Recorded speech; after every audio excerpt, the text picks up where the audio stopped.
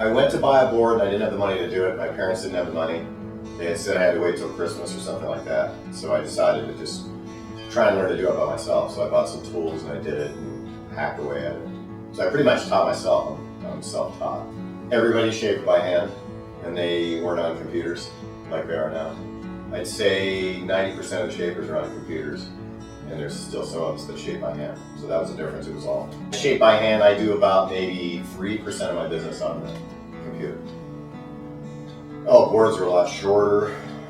They have concaves, bottom contours are completely different than they were back then. The maneuvers that guys are doing now are just unbelievable compared to back then. A lot stiffer moves. You just kind of go with the flow and do a little bit of experimentation. It's costly because sometimes it fails. But as far as the shaping part of it, I mean, I've obviously gotten way better I'm at about 40,000 plus surfboards, most of them by hand.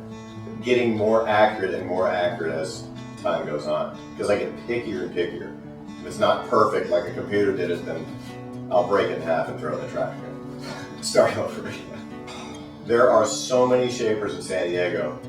A lot of good shapers have come from San Diego.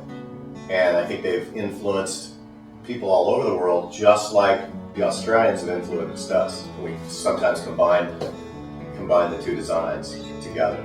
It's all the developments we've come up with in the surfboard design that makes surfing what it is today. And we're unfortunately being inundated with boards from China, which are not made as well. Overall, I would say San Diego, Southern California in general, has always been on the forefront of surfboard design, generally where the whole industry really is in surfboards. San Diego's got a lot of good shapers. I worked under a guy, Rich Pavel, who's kind of a 30-year veteran guru shaper. Jim Phillips and Gary Linden. Those guys, those guys are masters both in wood and in foam board. That kind of takes it to a whole new level when you're able to really transfer your designs into wood or foam and do different mediums.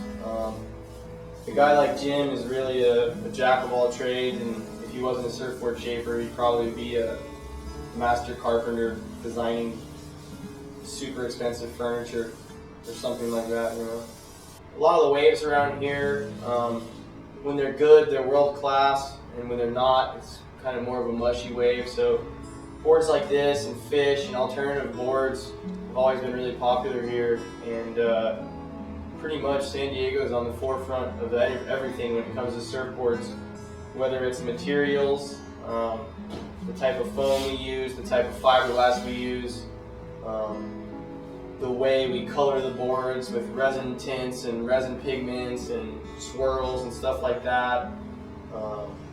All of the best surfboard builders are kind of right here, centrally located in San Diego.